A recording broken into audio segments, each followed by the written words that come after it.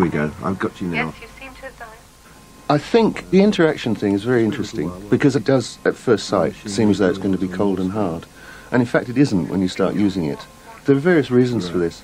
My favourite idea is that me sitting here in front of this, it's my home. You know, I've got my cats around me and my partner in the other room. I feel very safe. I'm not, as it were, out in public saying things which I might be blamed for later. At least it doesn't feel like that, although, of course, this may go off to hundreds of people, thousands even. So to that extent, one is less shy, one is less reserved, talking over CMC. And that appears to apply to everybody.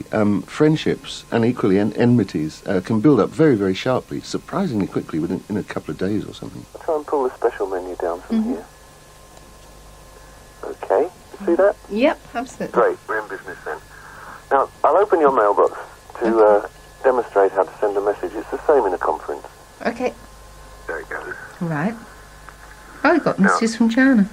This might as well be a conference.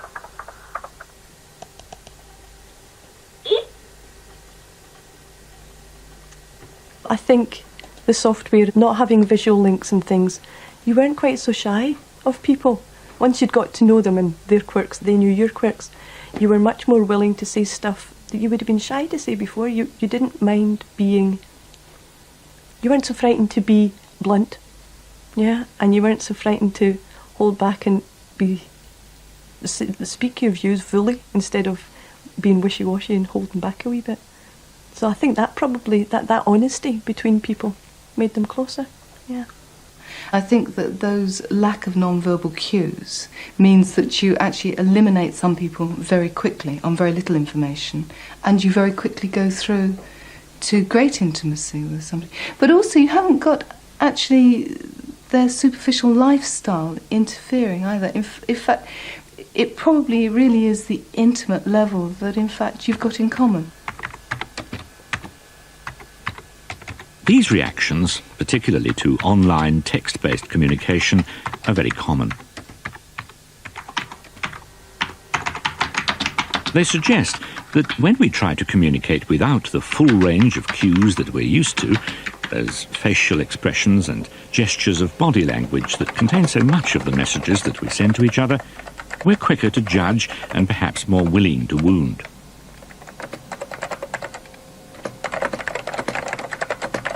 And the so-called back-channel feedback that we normally give each other, those little hums, ahs, yeahs, and all the other encouraging sounds that pepper our conversation, help us to modify each other's reactions and guide our communications so that they contain as much acknowledged understanding as possible.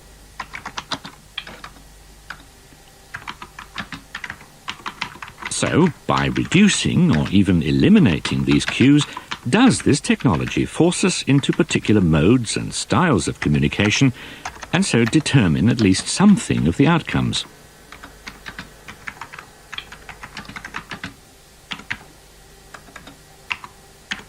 Okay, thanks for coming along here today. Let me tell you what this is all about.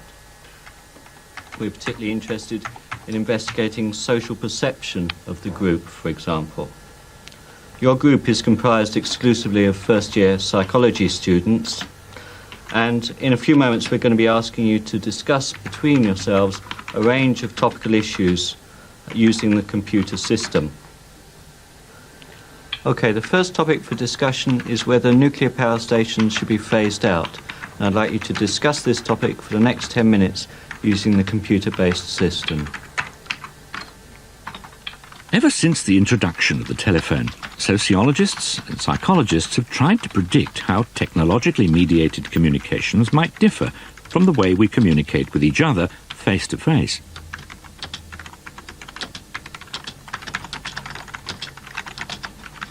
What happens to our feelings of empathy and identification with each other? Can groups of people negotiate satisfactorily and come to acceptable compromises? Will their decisions be more or less cautious? More or less likely to involve the taking of risks? For anyone trying to manage the introduction of this technology into an organization, or for systems and software designers, reliable answers to questions like these would be invaluable. A very influential view of mediated communication is the social presence model. And social presence is defined as being like intimacy, immediacy. It's a warm environment. It's a sense of being there. So face-to-face communication is considered to be ideal in that you have this full sense of being there with the other person. And communication media can be ranged along a continuum where media that are low in social presence, such as letter writing, fax, electronic mail, text-based media would be at the bottom of this continuum. Telephone communication, for example, which includes audio cues, would be then further up this continuum, and video conferencing would be further still in that it has visual communication as well. It may seem reasonable to take face-to-face communication as the ideal and then rank these various media according to how closely they can simulate it, and to expect that the greater the reduction in social cues, the more unsatisfactory and possibly more extreme the quality of the interactions that will follow.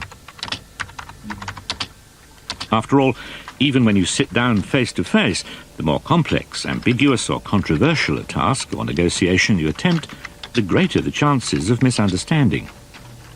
But Martin Lee believes that the whole issue is much more complicated.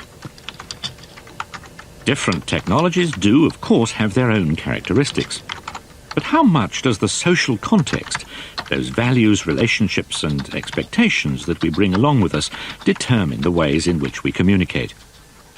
With some colleagues from the University of Amsterdam, he designed a series of experiments in which subjects are asked to discuss an issue about which opinions tend to be fairly strong, using a text-based conferencing system.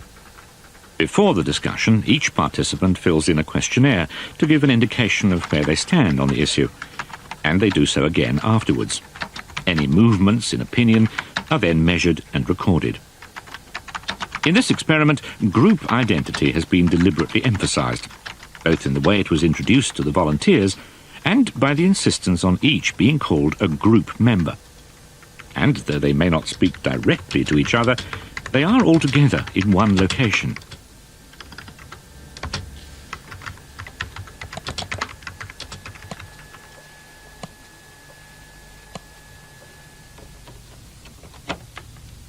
But how might the results of their discussions differ if, for example, they're encouraged to think of themselves as individual participants?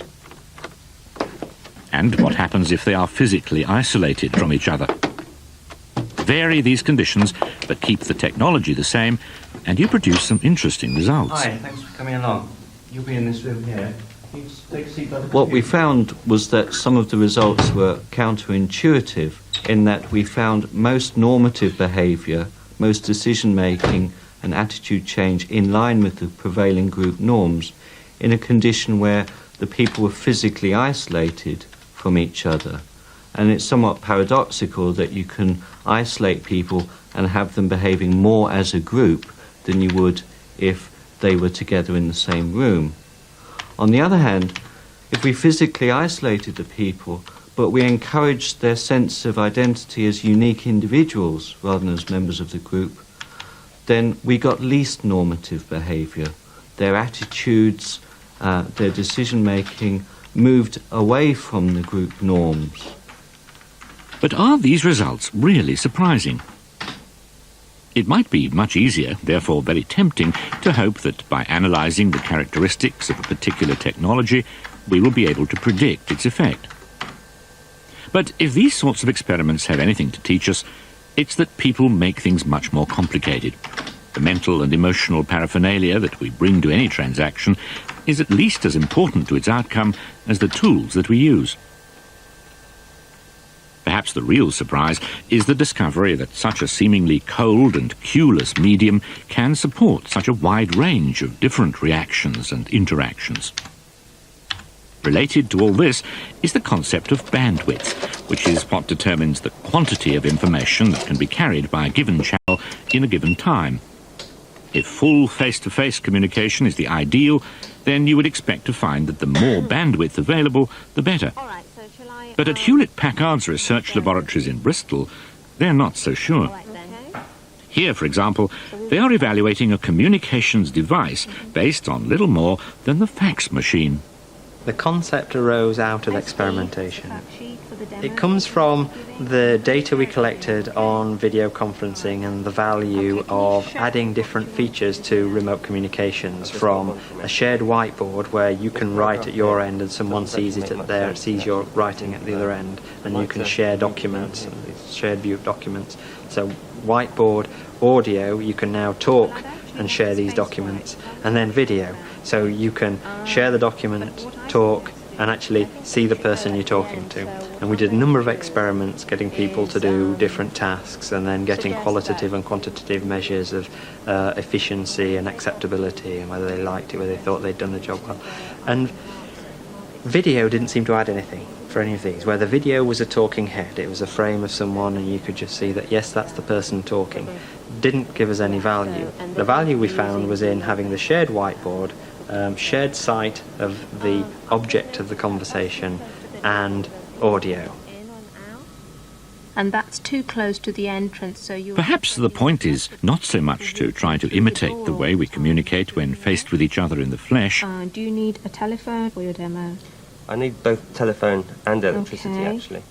But rather to create what in the jargon is known as co-location or telepresence, ways of defining some sort of shared space in which to communicate. Cyberspace, which exists more in our sense of each other than in any attempt to simulate a three-dimensional reality. Central. Are you happy with that? That'll do fine. Where are the others going to go then?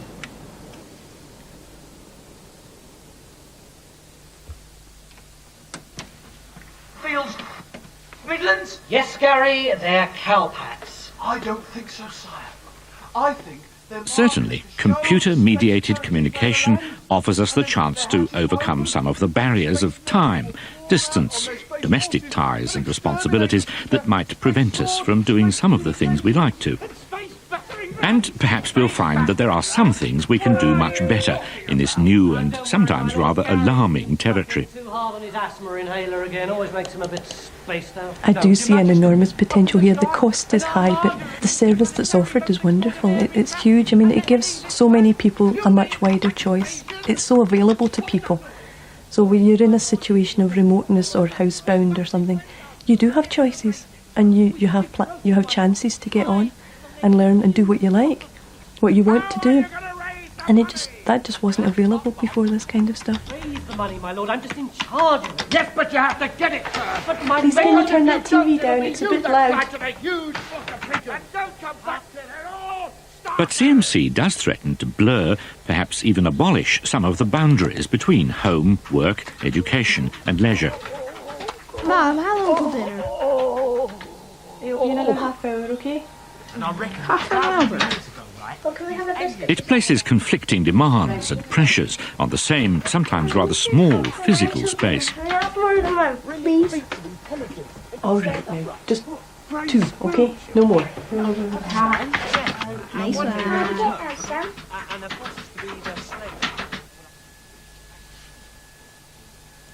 I think that it was much more of a substitute for an ordinary summer school than I could possibly have imagined. I think that there were differences in the interaction. I think that in some ways it was perhaps less stressful, because I think actually meeting a whole crowd of new people and having to deal with new situation and new accommodation and being away from family is a lot more to cope with, whereas with the virtual summer school one could leave it behind and come back to real life. But what's interesting is the fluidity that computer-mediated communication offers us. Some of the dangers are obvious. Employers, for example, might seize the opportunity to encroach further into our private lives. Cost-cutting education authorities might see all this as a way of delivering more teaching to more people using fewer highly trained teachers. But as we try to negotiate our way into cyberspace, one very simple question comes to mind. Is it a nice place to be? I think it's a lovely place to be. It's a place where you can actually make startlingly good friends without ever having met face to face. Whether we're all going to become sort of couch potatoes with our computers on our laps, to be honest, I'm not sure if I mind. Let's have the choice, since it's there.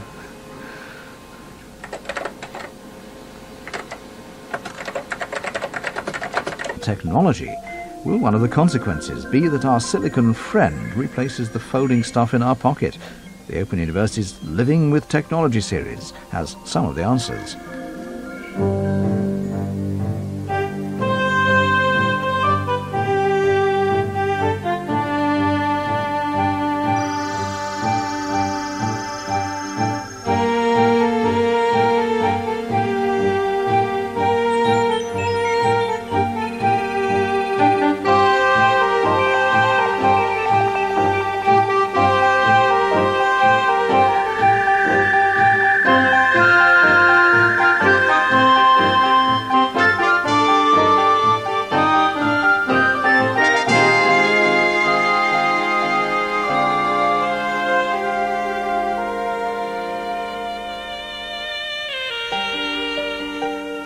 The first and still foremost communications system is the analogue phone network. But the growth of digital information, bits for everything, means much more than speech can be carried. Firstly, we'll be looking at examples of bits for everything, from internet publishing to cartoon animations. In the second half of the programme, we examine the commercial possibilities of digital cash, now running as a trial project in a British city.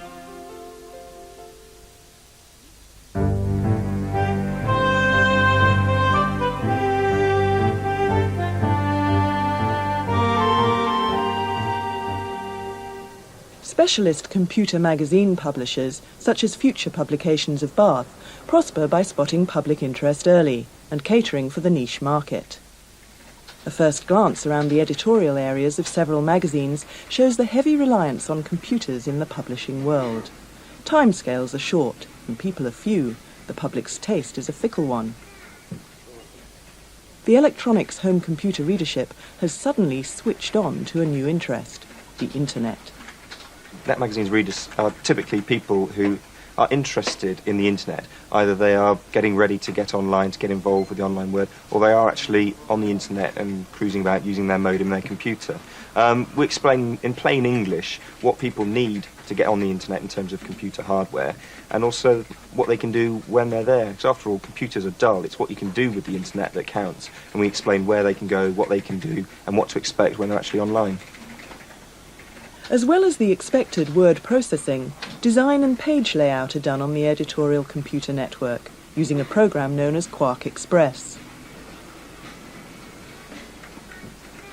Apart from the text, illustrations and photos are held in digital form.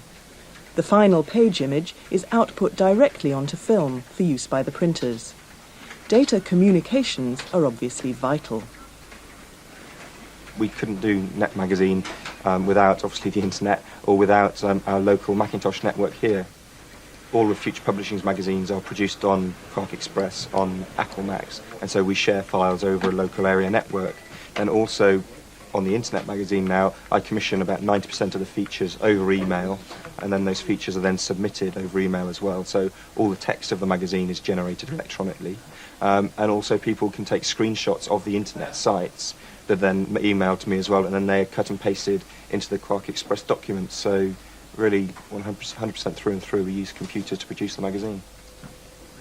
Practicing what they preach, Net Magazine also publish electronically through what's known as a worldwide website, a set of interlinked pages with text and graphics, accessible to anyone in the world who can connect to the internet.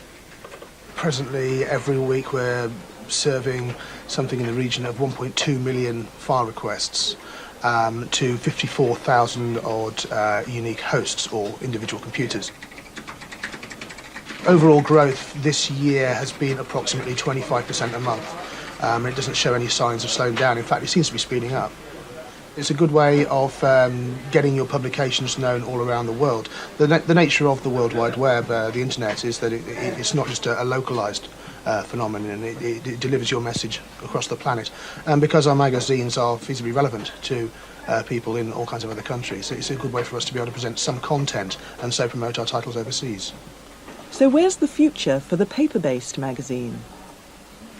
When we started Net Magazine, people said, oh, you can't do a magazine about the internet, it's a contradiction in terms, but the magazine beats computers every time for the sort of speed and ease of delivery. There isn't a computer that weighs about a pound and can have 100 pages of it, and when you download a file from the internet, it might take you a couple of minutes, but if that page of information is already in a magazine, then it's there instantly.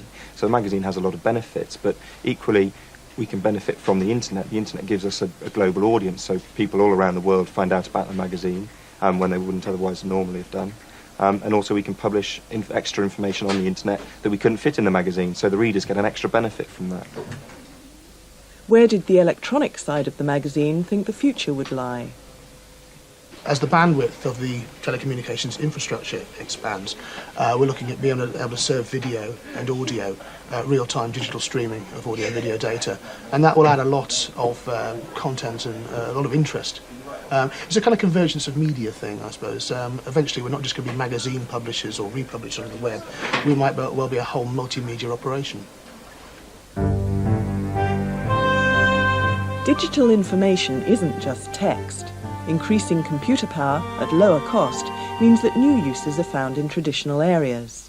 I mean, traditionally people have always used pencils. Pencils are a great medium. I'd never like to give them away. They never crash. You don't have to plug them in.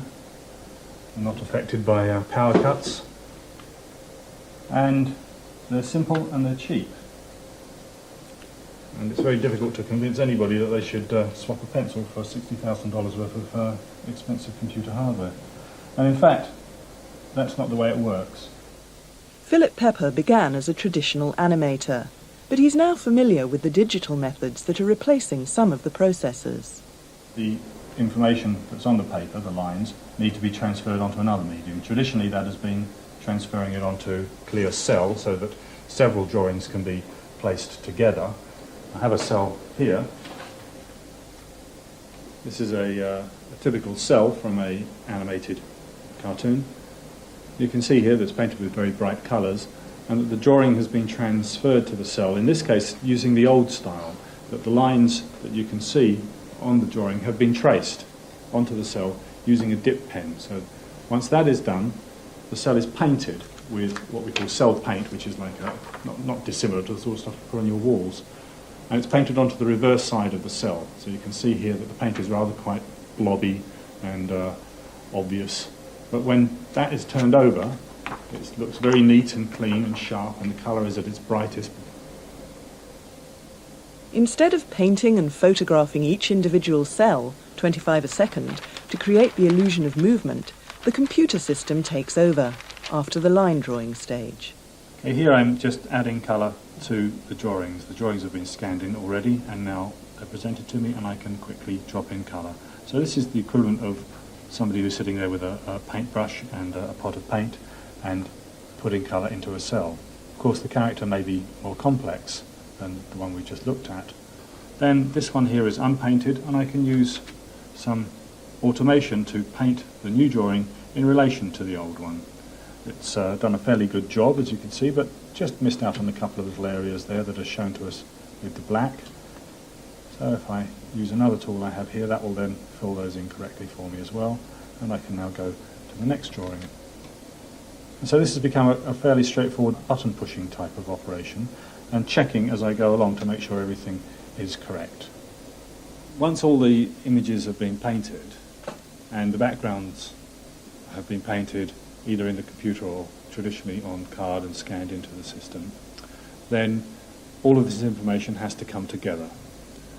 What we're going to do now is do some compositing. So I want to bring in the elements that create our scene. So first of all we have a background.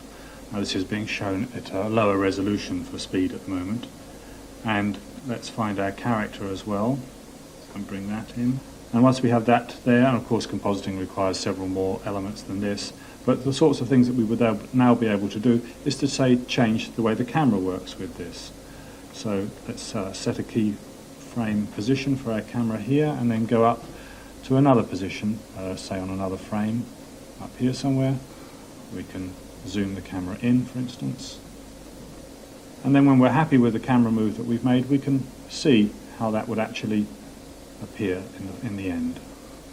Each picture needs around 1 megabyte of storage, and with 25 frames a second, data rates are beyond present telephone networks.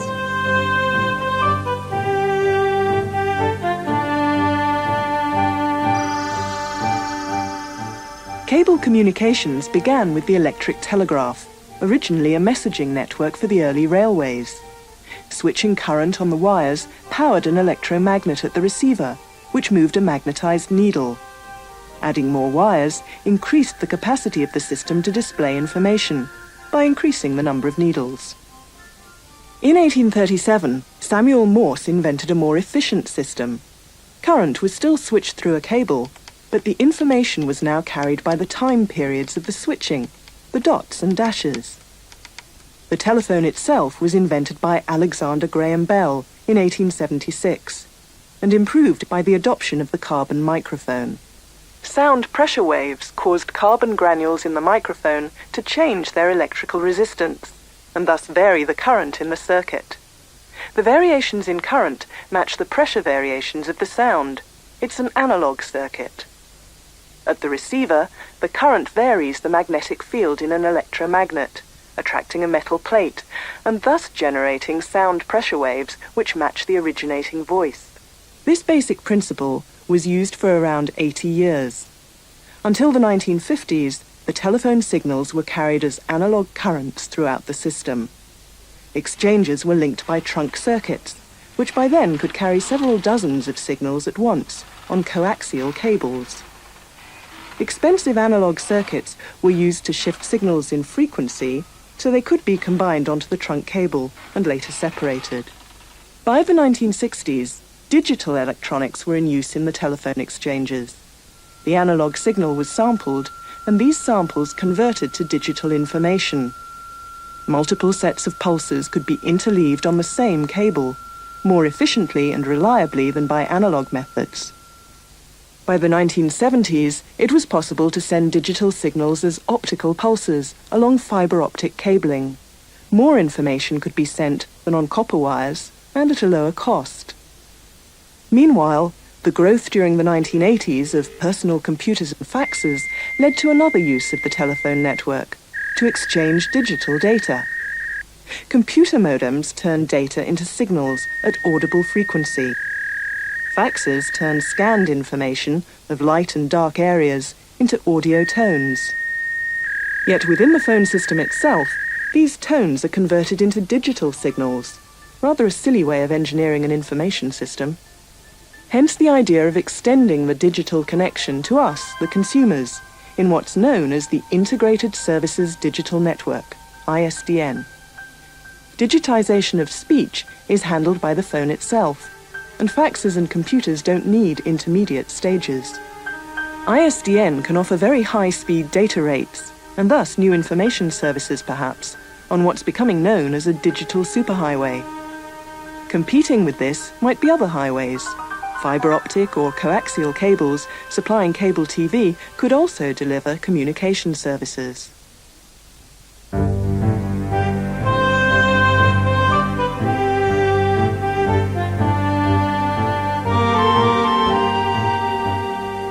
Fixed up at your end, are you? Yes, I'm all connected. Right, okay. Well now, you should be able to find the bridge over the river in the centre of Bedford, and that's the River Ouse, and then there's the Market Square and the High Street, and the centre is about there. Oh, I see. So if I come up here, I can get round and get into here, can I? Yeah, that's right, yes. All right. Okay, thank you very much indeed then, Graham. Okay, pleasure. See you then. Bye. See you.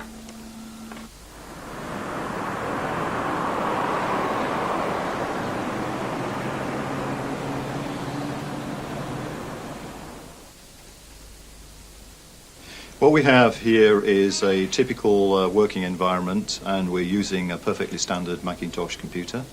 There's my standard keyboard here, the processor unit, and on top of the monitor we have a small digital camera, and this is hooked into a card sitting in the computer. What I've also got is a telephone set. Over here we have a directory window. I can simply type the name of the person that I wish to call. We're now connecting across the telephone network to the remote office and waiting for the person at the other end to answer the call. Hi, Gilles, are you there? Hi, John. Okay, Gilles, what I'd like to do is to open the video part of the product on you, and so I'm just going to launch the application. And Gilles is now being connected across the network. It's connecting now. And your application should just be opening, and I should have you within a couple of seconds. So, yes, I can see you. We have communication. Fine. So, let's carry on with our business. What I'd now like to do is to bring up some information. And this connection is all being made by the telephone line sitting behind the ordinary set on my machine. What I can also do is use this capability to zoom in, zoom out. I also have the capability of moving myself around a little in the window without moving my seating position. I can talk about solid objects across the network, and we have the capability by simply manually turning a little device here to go into macro mode. And now you should have a picture of the site organizer or U window, and I can point out to you here the various functions on this organizer. So now I have a live fax machine across the network for solid objects, and at any time Gilles can use the little camera under the U window to take a picture of it. We heard him take the picture at the other end of the network. What I can now do is open up a window on my screen. I can go in and at any time change the color of my pen, and I can draw squiggles on my screen, and at the same time it should be drawing on Gilles' screen. Would you like to pick up your pen, Gilles, and draw something on my screen? Okay. And Gilles' done the same at the other end of the network, and he's got a pointer moving as well.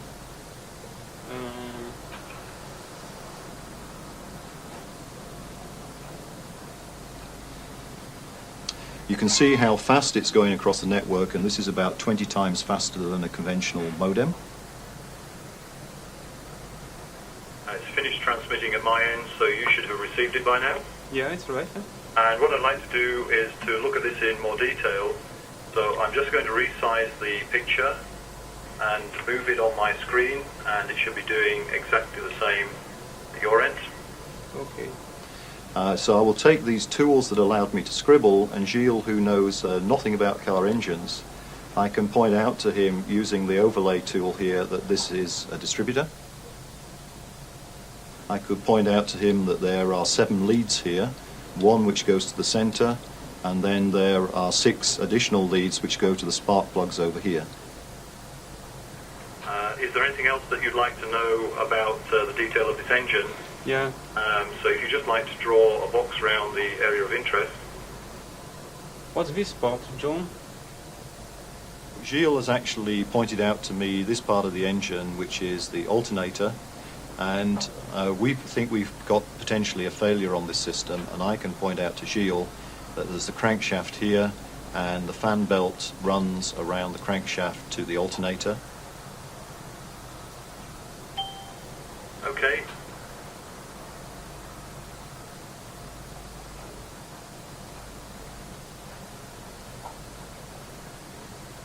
Okay, I've got it. Okay.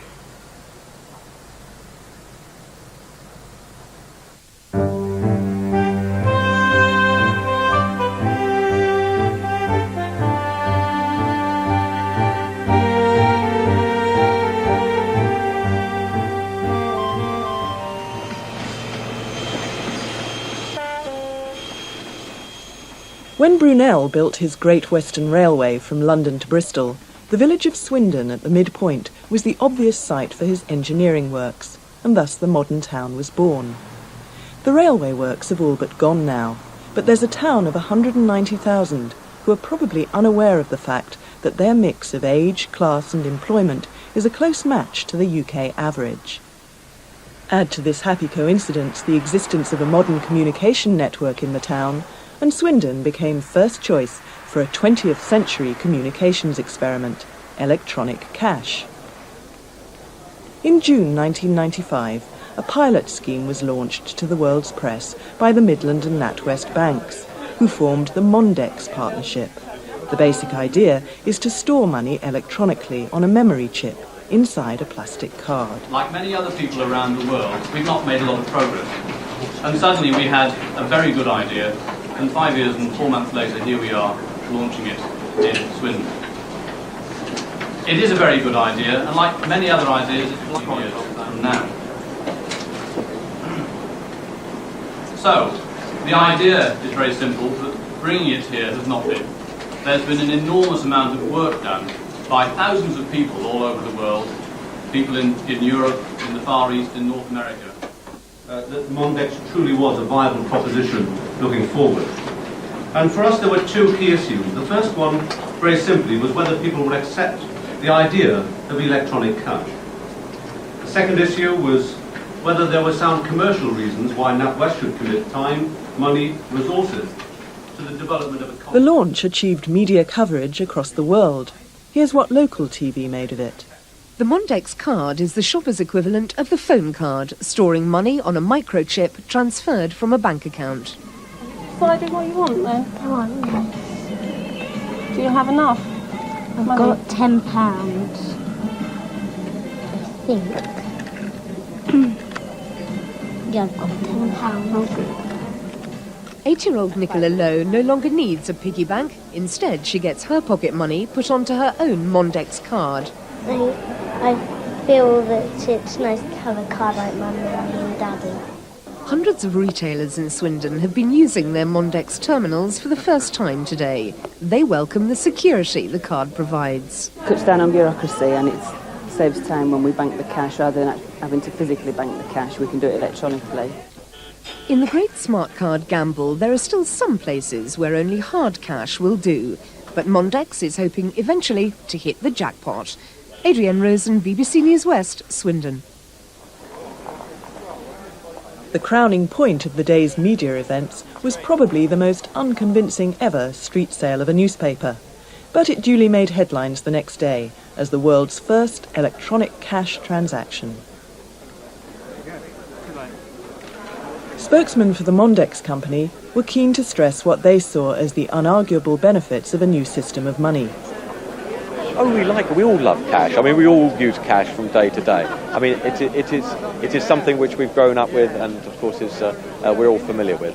But the reality is that as we move into the electronic age, it's rather like moving from barter to coin, and from coin to notes.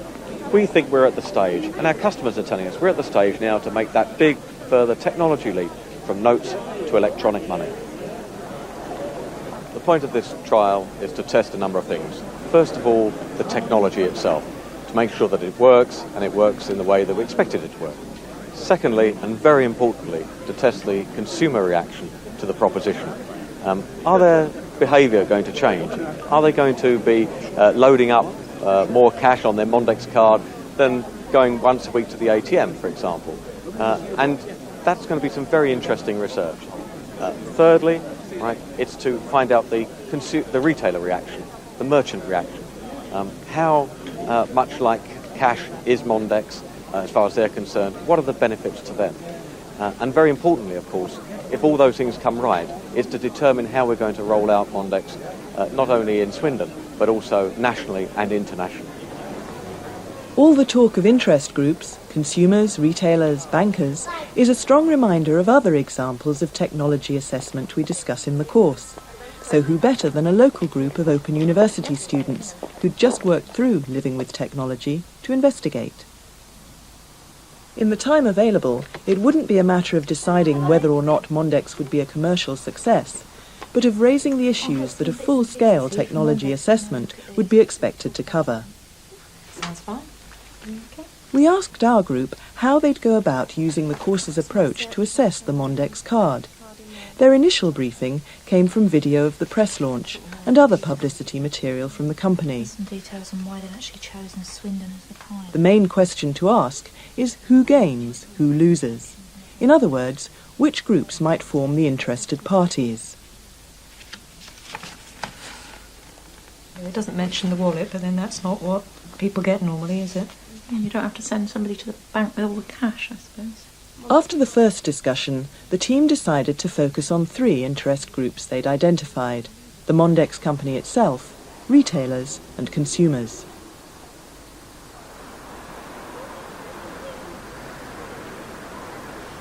The first visit was to the Mondex demonstration centre to hear just what the technical capabilities of the card were.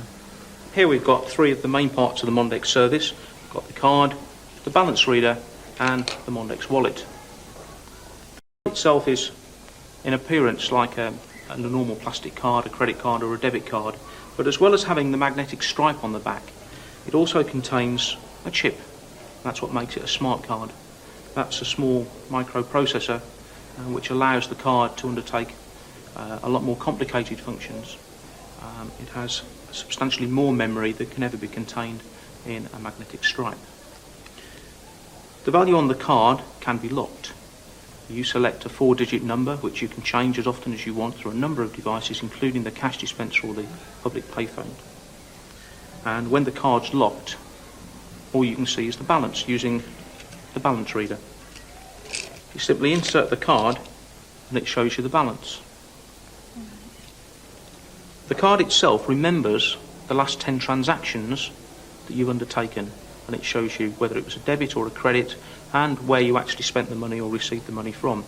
The easiest way for the consumer to see them is to have a Mondex wallet. You can see that the last thing that I did was a debit of £3.58 on my card. If we press the statement button again, you can see that this time it was £23.42, and you can see there that that was at the Texaco petrol station. If we just take our card back out again for a moment, inside the wallet there's another smart card chip. That has all the same benefits as the chip that's actually on the full-size card. It's worth asking yourself what this means for the smart chip in the card. There has to be memory to store the value, the ability to read and write to this memory to communicate with other cards, and processing ability to make communication and storage secure by encrypting and decrypting information. Communication needn't be confined to the wallet or the store terminal. So this is how we're going to get money from the bank. And we're also going to use Mondex to pay for the call. As you can see, we've got a Mondex option on the screen. We're going to select the payment function. It's only going to be a very short call. So we'll put the 20 pence across, dial the bank. That's the number on this card. Now the Mondex service is driven across the screen, and you can also hear it on the phone. I will put some on the card. Now because I'm taking money out of my account, I have to put my 4-digit code number in. Asks me how much I want. Well, we'll take £30 out of my account. Is there a limit to how much cash we can put on a card? For the pilot in Swindon, we've chosen to issue cards where consumers can't put any more than £500 on the card at any one time. Technically, you can obviously put a lot more money on there, but we felt because it's electronic cash, it's a novel concept, the best thing to do was really limit the amount that they could have on a card, so that when people lose it, they understand that if they lose it, it's like losing their purse or their wallet, their handbag with money, and it's actually gone. Of course, if the card's locked, there's a chance it may be handed in and we can get the card back to them. But if it's not, they've physically lost the money. And by putting a £500 limit on the card, we felt that that at least was a reasonable amount. If people were losing substantially more than that, then of course we felt it wouldn't have been very fair to them in the early days of a novel scheme. If I lose the card, can I get the money back in any way? Can it be insured? It's like cash. It is exactly that. It's electronic cash. And many people have household insurance policies that allow them to insure against the loss of cash up to a certain amount.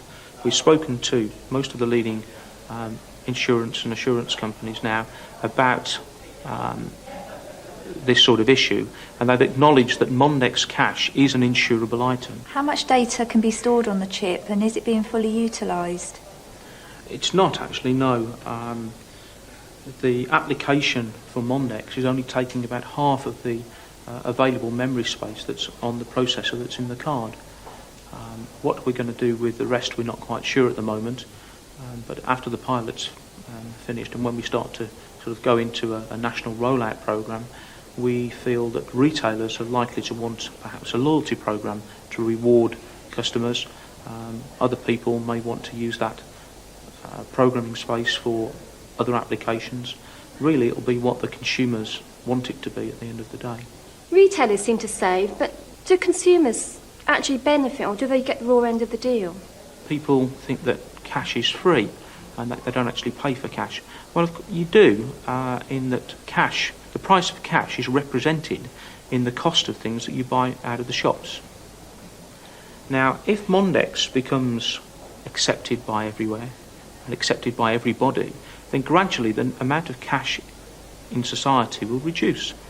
Who knows, perhaps one day there won't be any cash at all. If we ever get to that state, then all of the infrastructure that the banks have and the retailers have for handling cash can be dismantled. But at the moment, of course, especially in Swindon, where it's only a pilot, there's an awful lot of cash still in the system, even though Mondex is proving to be very successful.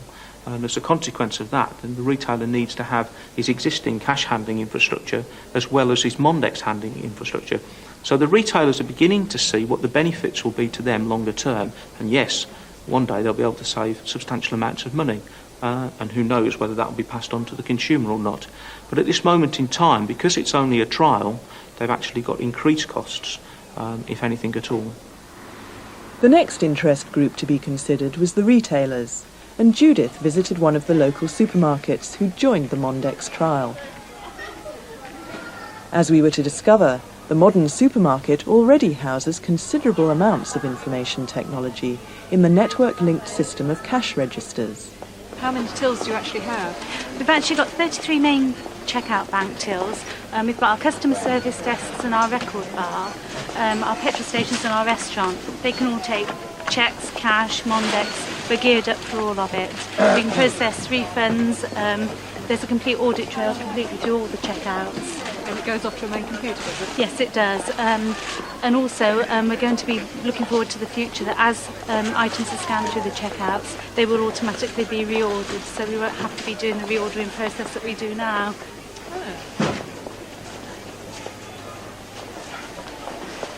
So, can you tell me a little bit about the equipment you've got here?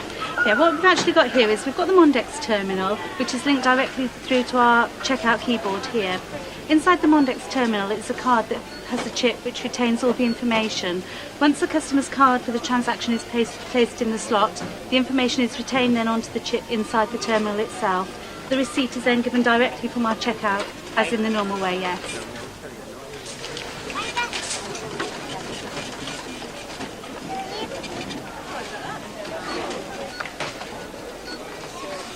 What exactly are the pros and cons for a retailer, or from a retailer's point of view, for taking cash and cheques? Well, with cash, it's guaranteed. We've actually got the money financially there. There's a lot of work involved in actually banking it, counting it, balancing it and getting it to the bank.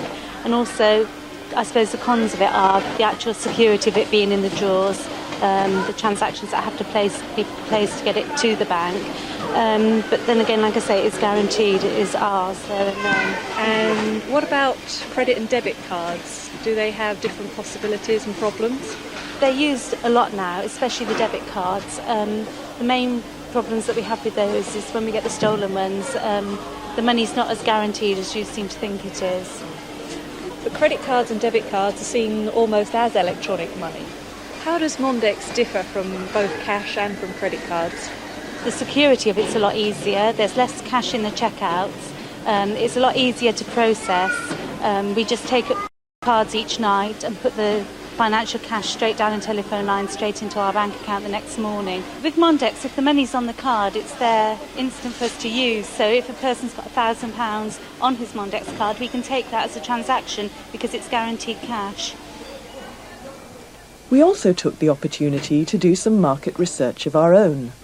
I can't see much point. I've got a Switch card which I use for most of my shopping, and I have a chequebook which I use when necessary, but I can't really see any point in getting one. I've got credit cards too, because you've got to have the money in the account to start with, haven't you? So I don't see the advantage of a Switch card.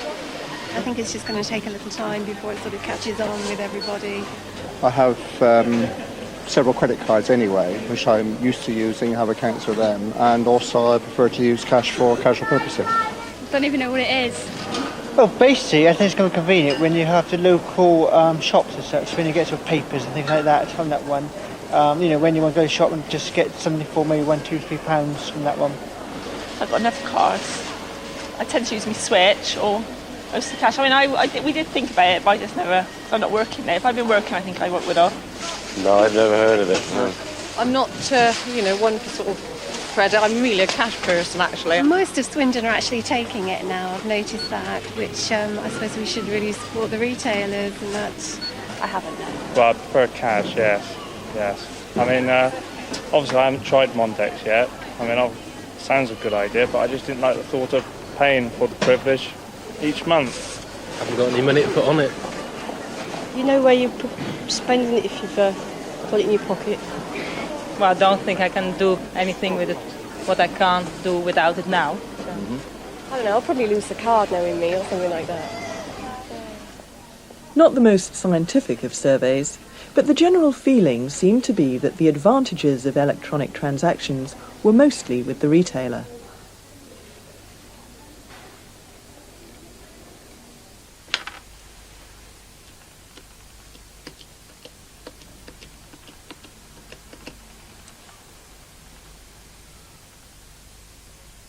Hello, is that the Consumer Association?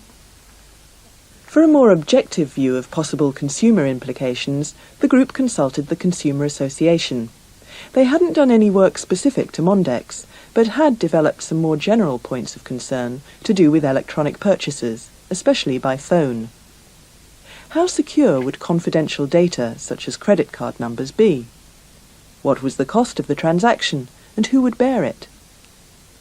If there were no receipt issued on a long-distance transaction, would that affect consumer rights? If an electronic transaction was judged to be a cash sale, not a credit card sale, some consumer rights would also be affected.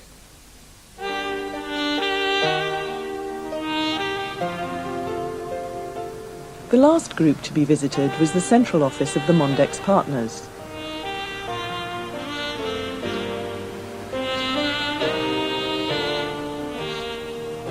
Mondex began as a partnership between two banks, the Midland and the NatWest. But to be a commercial success, other strategic partners were needed from the electronic and the communications industries.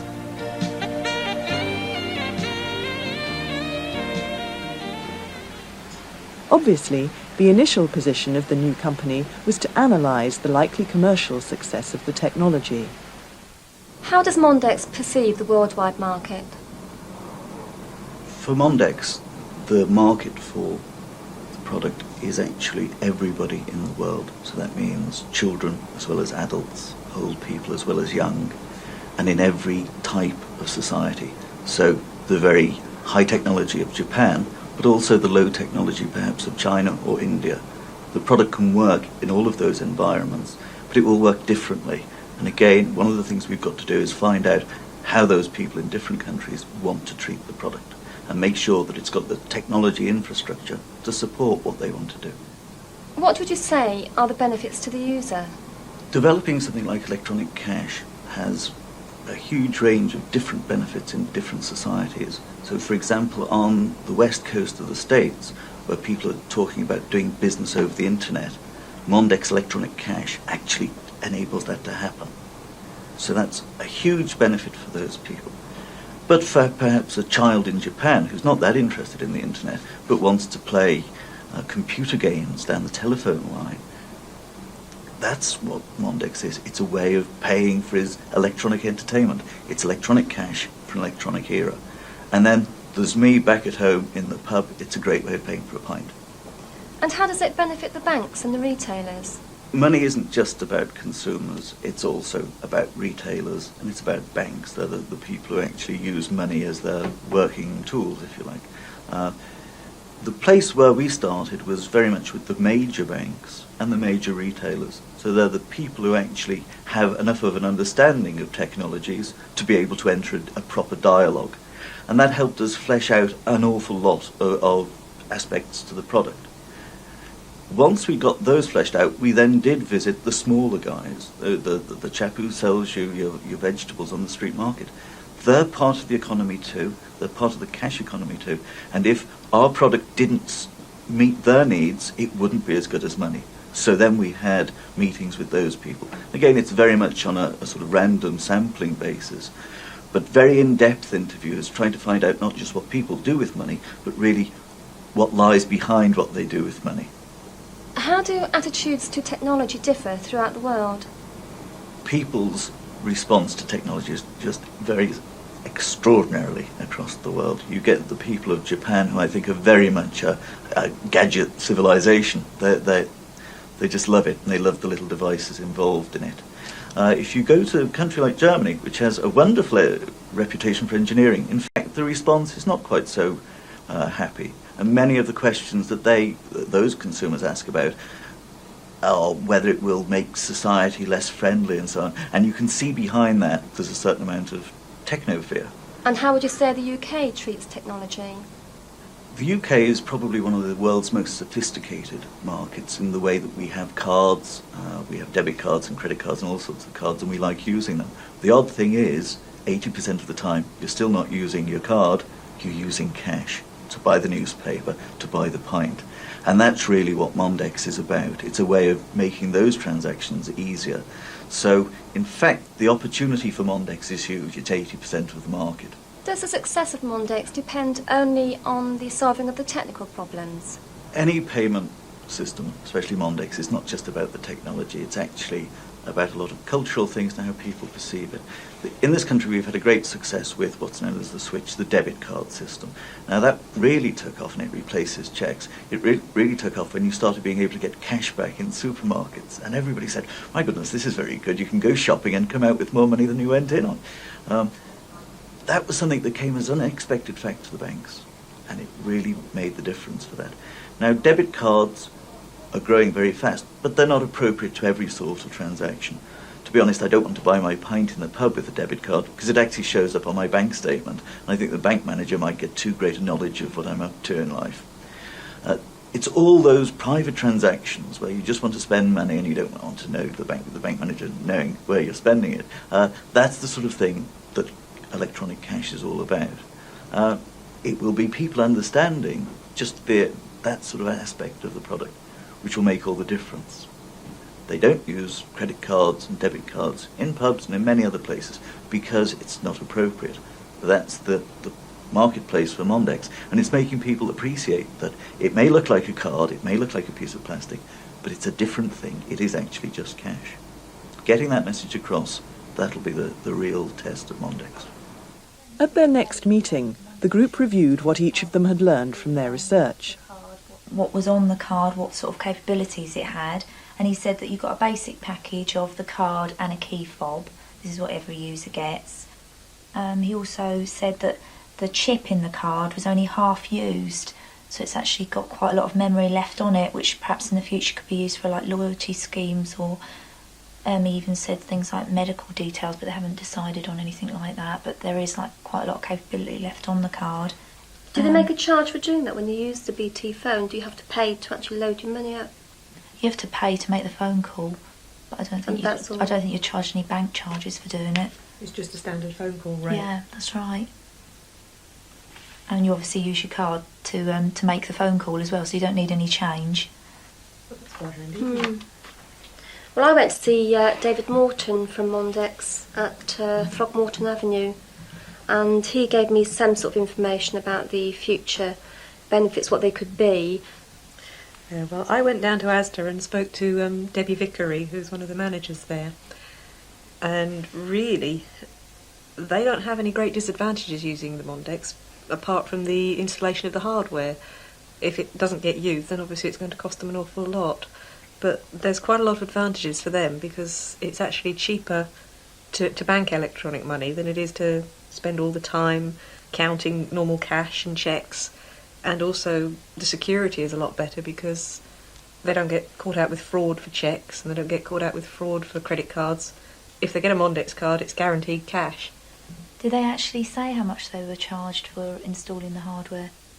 No, they didn't, but the actual hardware itself really only had to be built on the existing system because they've got things to cover switch cards and credit cards anyway, so it wouldn't have been like starting from scratch. But they didn't actually go into the actual figures. And of course, Mondex, they're putting the product forward. They want to make it appealing enough for people to use. They obviously want to make money themselves, but I don't know who else is benefiting from it. I mean, who's going to pay for it all? Well, I think the users will be paying for it mostly because they're going to have to pay so much a month to use it.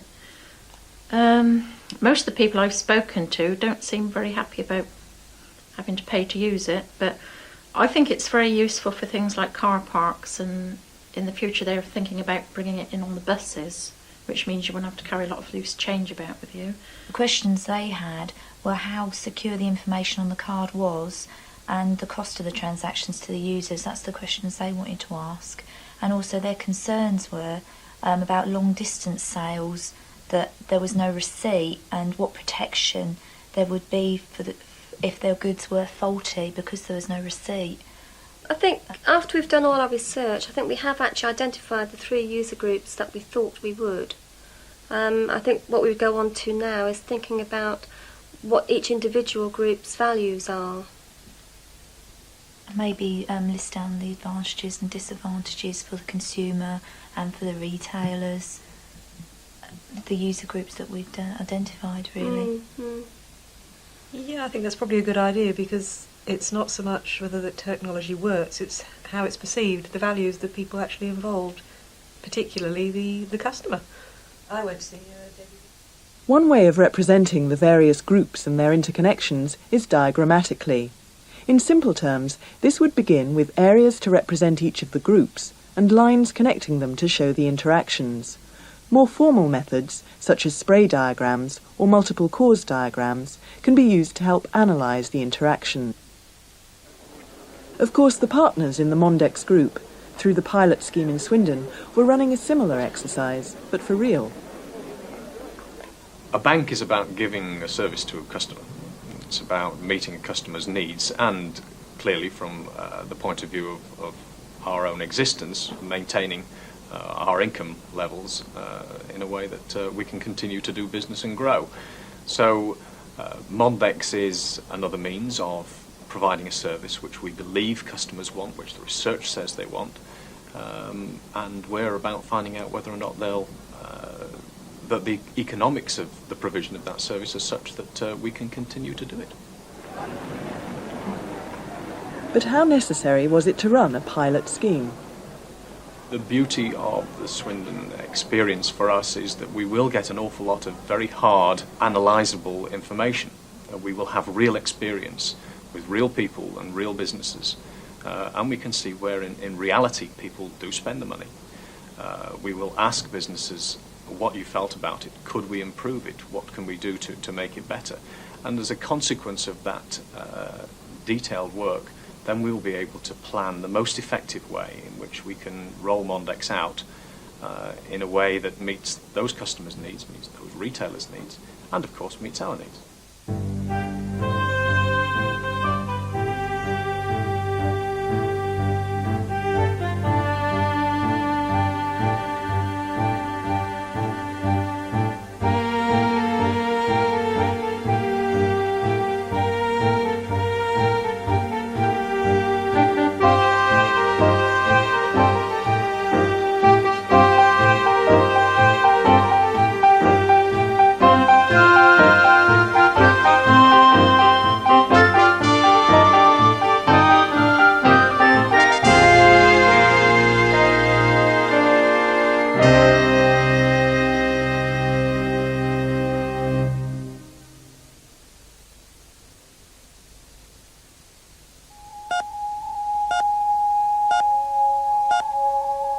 over 3 years, John was a hospital doctor pumping anaesthetic into everyone from old ladies to babies.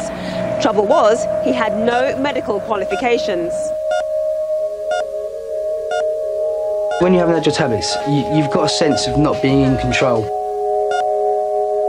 X-rays of the lumbar spine may contribute to 9 or even more deaths every year. Heart-stopping topics examined. Trust me, I'm a doctor. Tomorrow at 8 on BBC Two.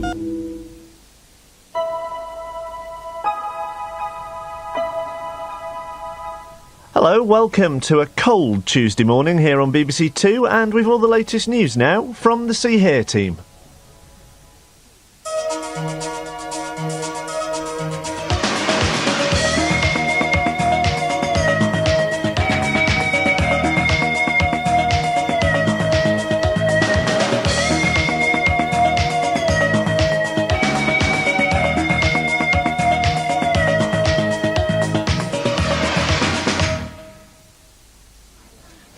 Good morning and welcome to the See Here Breakfast News. Here is a recording of this morning's 7 o'clock bulletin, and your interpreter today is Rob Smiley. Good morning from Sarah and me. It's 7 o'clock on Tuesday the 19th of November. The headlines this morning. The Channel Tunnel suffered its first big emergency late last night with a lorry on a freight shuttle catching fire. Eurotunnel say their emergency plan worked as anticipated. Kent Fire Brigade working with the French authorities to rescue the injured and put out the blaze. In other news, MPs last night voted against a total ban on handguns, but Labour say if they win the election there'll be a free vote on the subject. Also in this morning's breakfast news, we'll be hearing live from our correspondents on both sides of the channel to assess the success of last night's emergency procedures. Plus, strikes in essential services. The government publishes proposals allowing customers to sue the unions involved.